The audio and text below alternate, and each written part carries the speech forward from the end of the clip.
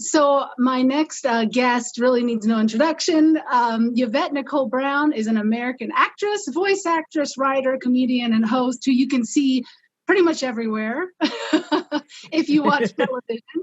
And her Twitter feed is the bomb and something you can't miss. If you haven't been over there, that's where the action's at. So you definitely need to get over there to her Twitter. Thank you so much, Yvette, for joining us on the Virtual Faith Forum. Appreciate it. Thank you. It's my pleasure. Thanks for having me. Yeah. Well, I have been loving your Twitter feed, and I wanted to talk to you about some of the stuff that's been going on and just this important election that's coming up and the extreme importance of this election and like the call to action of how much it means to vote. And you've been talking about that a lot on Twitter. So how important is it, this election, compared to what we've seen in the past? Well, I feel like in this election, we're in the fight of our lives. Anyone that has read Revelations, it kind of feels like a lot of that stuff is coming to pass. And I think it's time for us to stand up and show the love that we feel by how we vote. There's a lot of, lip service to who Christ is and how Christ moved through the world. And I know the Christ that I served cared about the poor. He cared about widows. He cared about the downtrodden. He fought for everyone to have what they needed to survive. And he also taught us that we're supposed to love each other. So the fact that I don't see a lot of that in the people of power right now makes me realize that it's important for us all to come together to vote to make things better. Yeah, no, absolutely. And really, we've seen a lot of, and I've seen some of your commentary on this too, just the hypocrisy around leaders talking about, especially in the Trump-Pence camp, talking so much about being pro-life and why Christian voters need to be voting for the Trump-Pence, ticket because it's pro-life. When Trump is embracing white supremacist groups openly on debates and has allowed COVID to ravage millions of American lives and the economy. So how do you respond to that when you're confronted with this kind of hypocrisy of those two pro-life camps? We are taught that the tree by the fruit it bears. So I don't pay so much attention to what someone says. I should be able to know you follow Christ by how you act, how you talk to people, how you treat people. So there's a lot of people claiming to follow Christ who don't bear any of his fruit. They're not kind. They're not decent. They're not patient. They're not loving. So I think that the people that are claiming him who don't live a life that honors him, it's obvious. And if you are truly pro-life, it goes beyond just whether a woman has a baby. Are you pro feeding that baby? Are you pro keeping that baby out of cages at the border? Are you pro making sure that that baby has health care? If you're not pro those things, you're not really pro-life. If you're not pro wear a mask, you're not pro-life. I don't care what you say.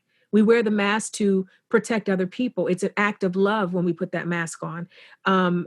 Love towards strangers, which is how Christ taught us. So if you are saying something that is anything but wear a mask, wash your hands, and social distance, you're not following Christ. You're just not. So, yeah, I mean, that's so true. It is. And we talked to Reverend Leah Daughtry earlier, and she was saying how that our expression of love comes out of our action. And if our action is to not protect others, how are you expressing where's the love? That's why I wore my love sweatshirt today, because this is who Christ is. And I love that even in the Bible, when they asked him, well, tell us what it is, break it down. He said, just love God, love yourself, and love your brother as you love yourself. Love is the answer. Love is the way through this.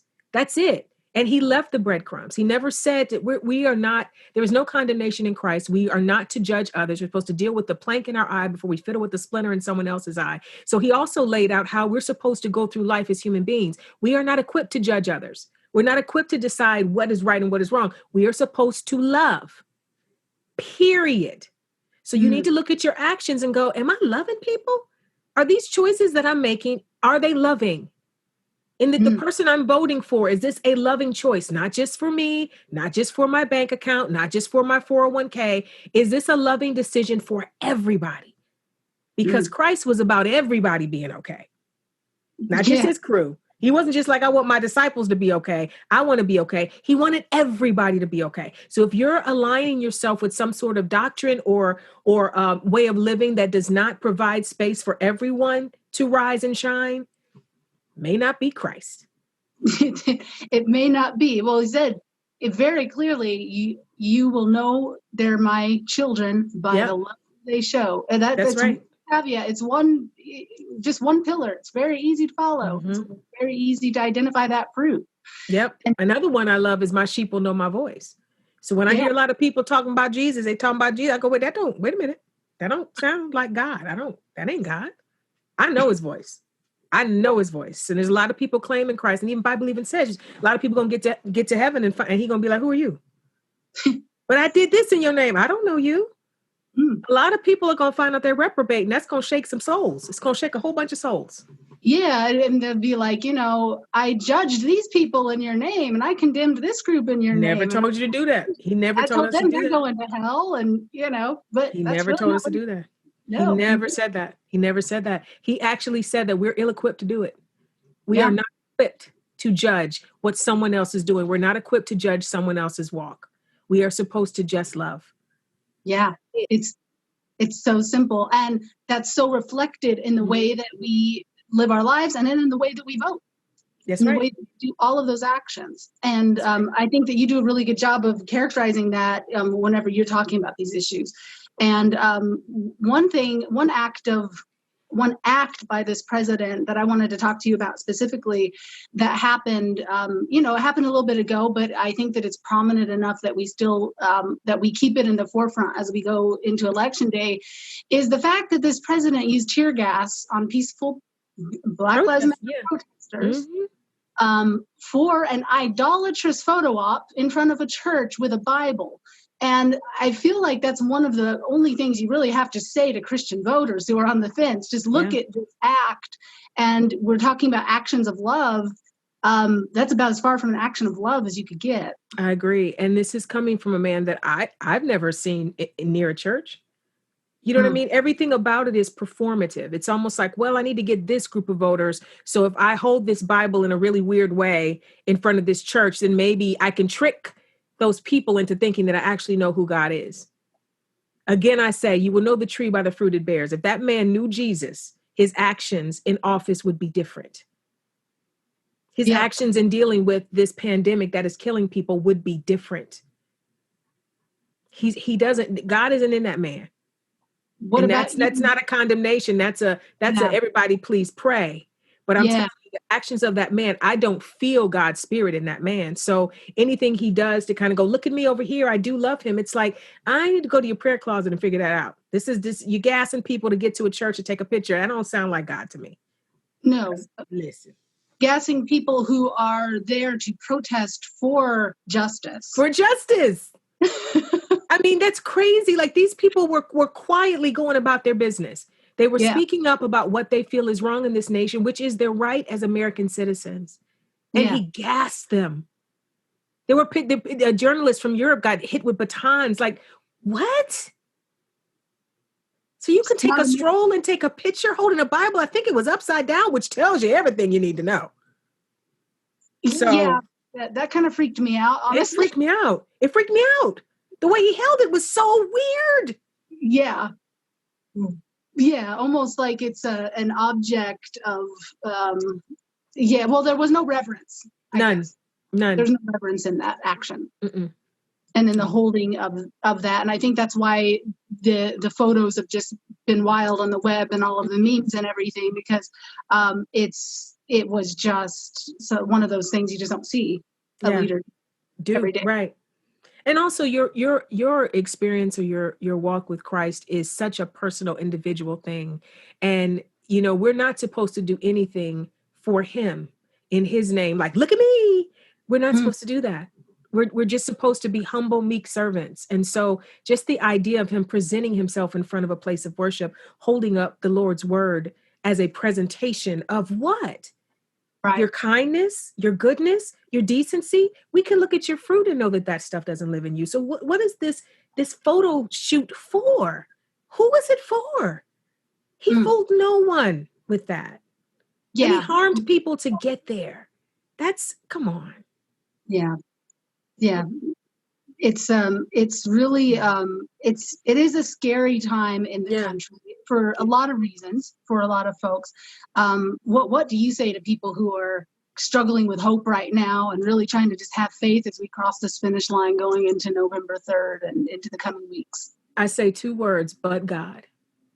So everything else that has happened, everything that has scared us, everything that has taken the lives of our loved ones, it is a season in time, but God is still coming. Christ is still on the throne. This is going to turn around. This is like, I don't know sports. I always try to talk about sports and I don't know them. So this is going to be wrong. But we're in the bottom of the ninth. I don't know. We're right at that point. You don't know either. Whatever it's like, whatever they say when it looks like the team is not gonna make it and it's the rough and tumble point, and then next thing you know, the batter. I don't know why I'm doing sports. I don't know. We gonna survive it is what I'm saying. We in the dude with the ball is going across the guy with the ball is running somewhere trying to get there, and people trying to stop him, but he's gonna get there. That's what I'm trying to say. I just mixed, I think, like a baseball and football. I don't know what I'm talking about, but the point is, it's going to get better. And the one thing that I always know, at least for myself, my natural set point is joy. So even when I am in despair and it feels like all is lost, it's like I can't wallow. I can dip a toe into that feeling of all is lost for just a second. And then the joy of the Lord reminds me that I've been in tougher places before. We as a nation have been in tougher places before. We have not dealt with this, in my opinion, level of evil before in high places here. Other countries have, we have not. But I think that we have experienced this feeling that, if we don't fix this, we are really in trouble. And the good news is, as of today, when we're filming this, we have 18 days still to talk to people, encourage people to get registered in the states that they still can, to encourage people to make a voting plan to go out and vote. Like we still have time for each of us to do everything we can. That's why talking to you today was a priority. I had to move some stuff around. I got to talk to them because it's important for every single opportunity we have, every platform we have to encourage people to vote. We need to use it because voting is the only way out. Love and voting. Love and voting are the only way through this. I'm with you. I'm so with you. And it's what we need in this moment. And just one final question to you or a comment, I guess, to let you just take the floor.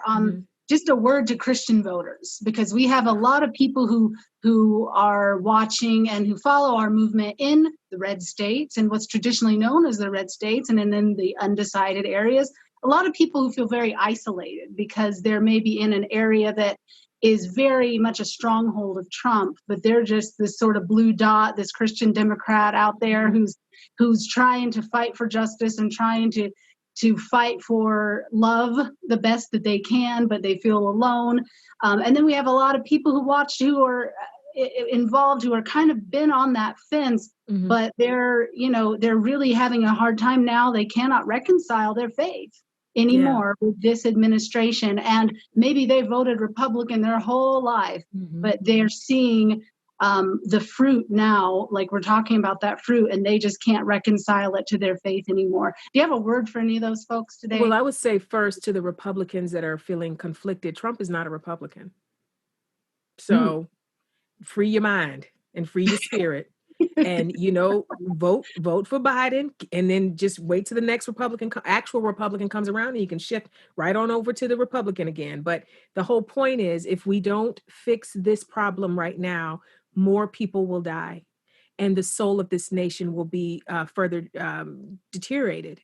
We have the racial injustice part, I think, is as equal, scares me as much as COVID right now, because there's a ugly underbelly of hatred of our fellow man that is coming in. And I don't know how much of it is the bots that are being deployed and how much of it is what's really here, but it feels like people are back to not liking each other just on how much melanin they have in their skin, which I think is the dumbest reason to have a problem with someone, Well, evil. we have to, it's evil. Yeah. So we have to fight that fight at the same time we're fighting that we can't go outside and breathe clean air. So I'm saying right now, for the Republican voters that may be watching, Joe Biden is a decent man. He's a good man. And if you follow Christ, you can tell that man is a good man. So I would say vote for the good man right now. You can go back and find another good man on the Republican side after. That's the first thing. The second thing is there's a thing in the Bible that says despise not small beginnings. So for that little blue dot Christian in the red area, you know, you may feel tiny and you may feel small in your movement to get people to understand why this particular election is important, may feel like a tiny little thing, but even an oak tree starts as a little bitty seed.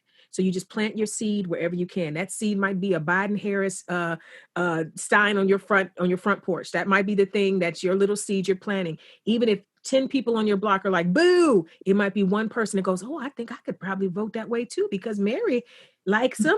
You know what I'm saying? You don't know what your influence will be. So just be open to having conversations. If you're out and about trying to get your groceries, wearing your mask and your gloves and all that, don't be afraid to have a conversation with people about what matters right now.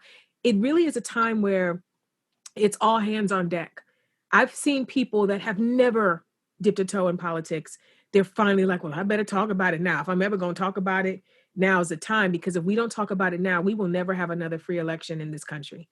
If we don't fix this, if we don't get out this cancer, excuse me for using that harsh term, but this is a malignant tumor in our country.